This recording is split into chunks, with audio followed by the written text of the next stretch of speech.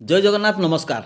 आसतु नजर पकईवा आज top news update कौन सब रही किंतु ता पूर्व आपण मानक गोटे अनुरोध भिडियोटी संपूर्ण देखि सुचिंतित मतामत दिंतु।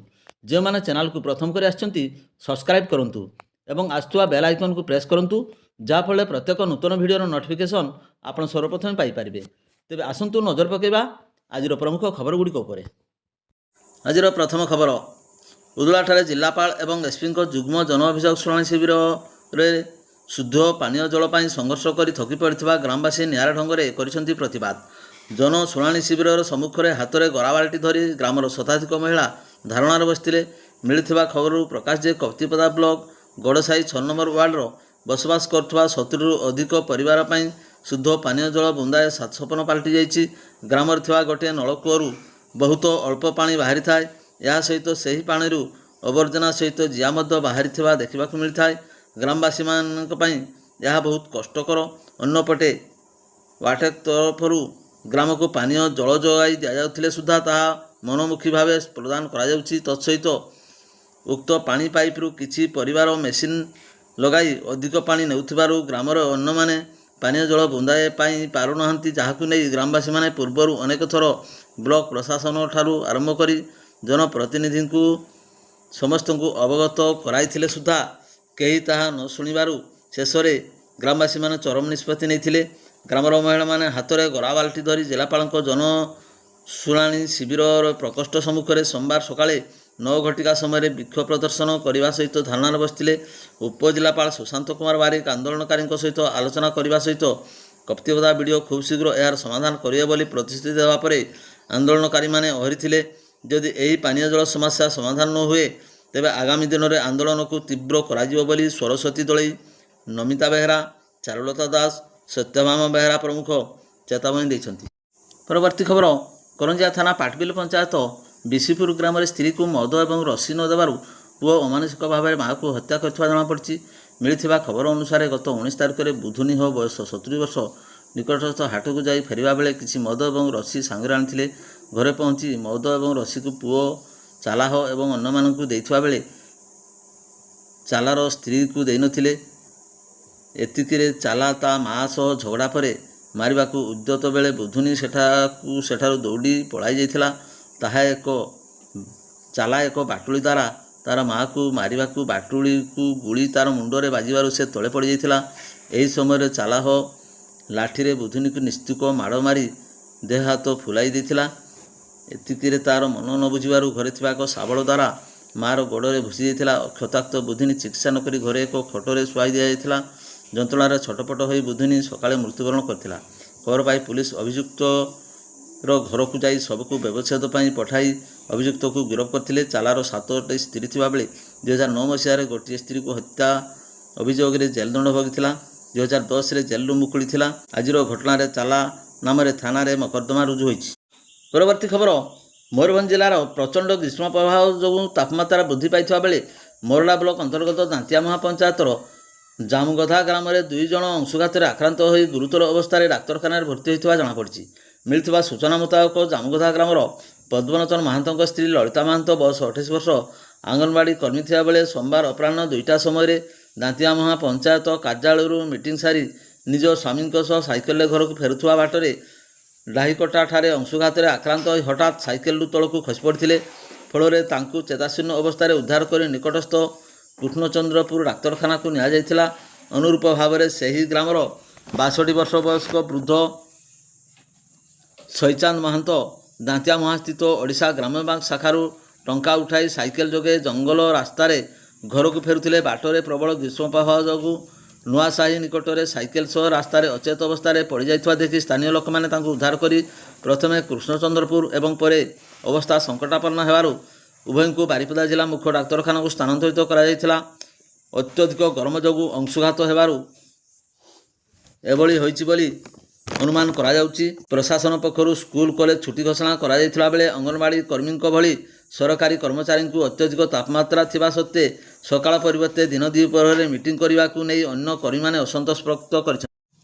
परवर्ती खबर सुलियापदा ब्लॉक चुहाट पंचायत अधीन धखमण ग्राम में वज्रपात घटी जड़े महिला सहित 2 जनकर जीवनहानि होइछि।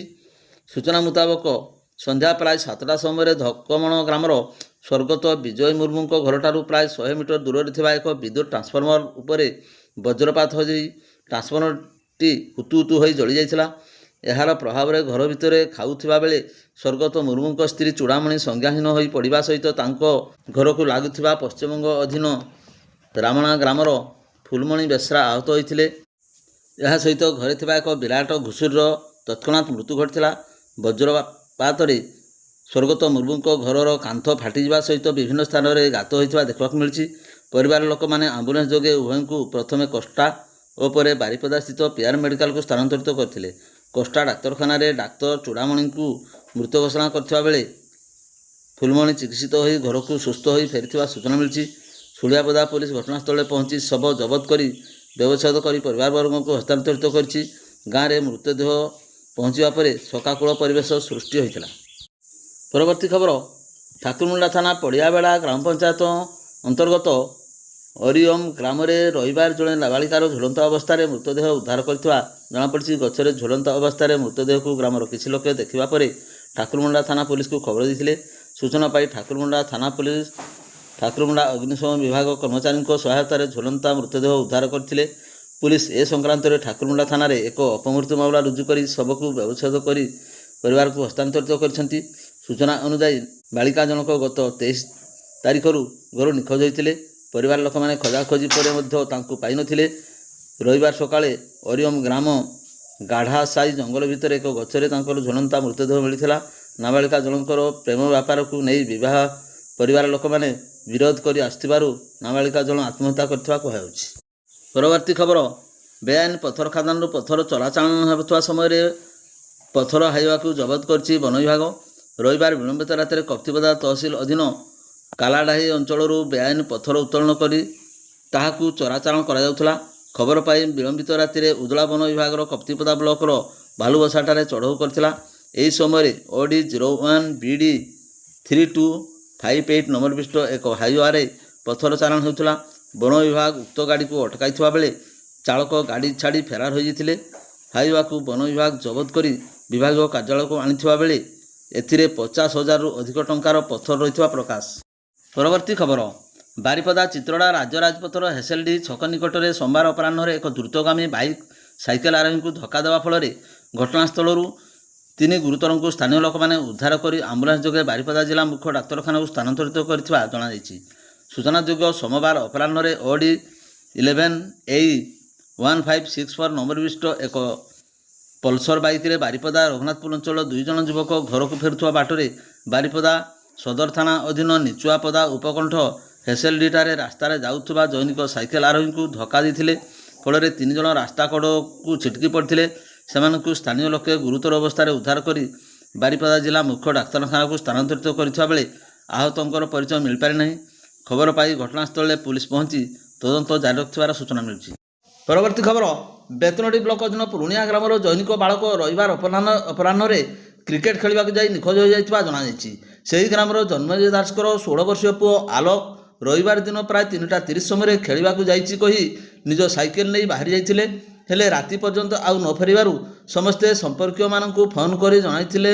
ପରିବାର ଲୋକମାନେ କୌଣସି ସୂଚନା ନ ମିଳିବାରୁ ସୋମବାର ବୈଶିଙ୍ଗା ଥାନାରେ ଅଭିଯୋଗ କରିଥିଲେ। ସେ ଯିବା ସମୟରେ ଏକ ବରମୁଣ୍ଡା ପ୍ୟାଣ୍ଟ ଏବଂ ଧଳା ରଙ୍ଗର ଫୁଲ ସାର୍ଟ ପିନ୍ଧିଥିବା ନେଇ ସୂଚନା ମିଳିଛି। ପୁଲିସ ପକ୍ଷରୁ ଏକ ମାମଲା ରୁଜୁ କରି ତଦନ୍ତ ଆରମ୍ଭ ହେଉଛି।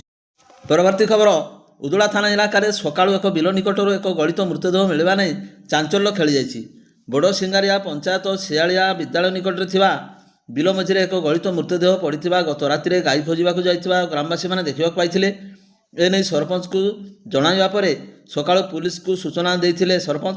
ଉଦଳା ପୁଲିସ ଘଟଣାସ୍ଥଳରେ ପହଞ୍ଚି ପ୍ରାଥମିକ ତଦନ୍ତ କରି ମୃତଦେହଟି 5-6 ଦିନର ପୂର୍ବର ବୋଲି ଅନୁମାନ କରିଥିଲା। ମୃତଦେହଟି କପଡ଼ାରେ ବନ୍ଧା ଯାଇଥିବା ନେଇ ହତ୍ୟା ବୋଲି ସନ୍ଦେହ କରୁଛି ପୋଲିସ। ସାଇଣ୍ଟିଫିକ୍ ଟିମ୍ ଦ୍ୱାରା ତଦନ୍ତ କରାଯାଇଥିବା ବେଳେ ମୃତକର ପରିଚୟ ଏପର୍ଯ୍ୟନ୍ତ ମିଳିପାରିନଥିବା ପ୍ରକାଶ କରିଛି ଥାନା ଅଧିକାରୀ। ପୁଲିସ ଏନେଇ ଏକ ଅପମୃତ୍ୟୁ ମାମଲା ଦାୟର କରିଥିବା ବେଳେ ଅଧିକ ତଦନ୍ତ ପରେ ମାମଲା ଦାୟର ହୋଇଥାଇପାରେ ବୋଲି କହିଛନ୍ତି।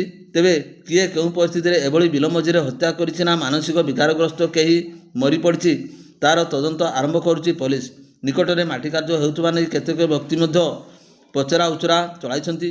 ପରିଚୟ ମିଳିଲେ ମୃତ୍ୟୁର କିଏ ଏବଂ କାହିଁକି ଏହି ସ୍ଥାନକୁ ଆସିଥିଲା ନ କେହି ହତ୍ୟା କରି ଏଠାରେ ଫିଙ୍ଗି ଦେଇଛି ତାର ଅସଲ କାରଣ ଜଣାପଡ଼ିବ ବୋଲି ସ୍ଥାନୀୟ ଲୋକମାନେ କହିଛନ୍ତି। ମୃତଦେହରୁ ଦୁର୍ଗନ୍ଧ ହେଉଥିବାରୁ କୁକୁର ଟାଣି ଆଣିଥିବା ସ୍ଥାନୀୟ ଲୋକମାନେ କହିଛନ୍ତି। ପରବର୍ତ୍ତୀ ଖବର, ରାଇରଙ୍ଗପୁର ଟାଉନ ଥାନା ପୁଲିସ କୌଣସି ସୂତ୍ରରୁ ଖବର ପାଇ ସହରର ବଜାର ଶିବଦୁର୍ଗା ଲଜରେ ଚଢ଼ାଉ କରିଥିଲେ। ହୋଟେଲ କୋଠରୀରୁ 3 ଜଣ ଯୁବକ ଏବଂ 3 ଜଣ ଯୁବତୀଙ୍କୁ ଉଦ୍ଧାର କରି ଥାନାରେ ଅଟକ ରଖିଥିଲେ। ସମସ୍ତଙ୍କୁ ଟାଉନ ଥାନାକୁ ନିଆଯାଇ ପଚରାଉଚରା କରି ତାଙ୍କ ପରିବାରଙ୍କୁ ହସ୍ତାନ୍ତରିତ କରାଯାଇଛି। ପୁଲିସ ତଦନ୍ତ ଜାରି ରଖିଛି। ଏହି ଘଟଣା ରାଇରଙ୍ଗପୁର ସହରରେ ଚର୍ଚ୍ଚାର ବିଷୟ ପାଲଟିଯାଇଛି। ରାଇରଙ୍ଗପୁର ସହରରେ ବିଭିନ୍ନ ହୋଟେଲରେ ସ୍ପଷ୍ଟ ଦିବାଲୋକରେ ଯୁବତୀମାନେ ମୁହଁକୁ ଢାଙ୍କି ଲୁଚାଇ ସନ୍ଦେହଜନକ ଭାବେ ଯୁବକଙ୍କ ସହ ପରିଚୟ ଲୁଚାଇ କିଛି ଘଣ୍ଟା ରହୁଥିବାର ଅଭିଯୋଗ ହେଉଛି। ଏହାର ଉଚ୍ଚସ୍ତରୀୟ ତଦନ୍ତ ଏବଂ କାର୍ଯ୍ୟାନୁଷ୍ଠାନ ଦାବି ହେଉଛି। ଭିଡ଼ିଓଟିକୁ ଶେଷ ପର୍ଯ୍ୟନ୍ତ ଦେଖିଥିବାରୁ ଆପଣଙ୍କୁ ଅଶେଷ ଅଶେଷ ଧନ୍ୟବାଦ।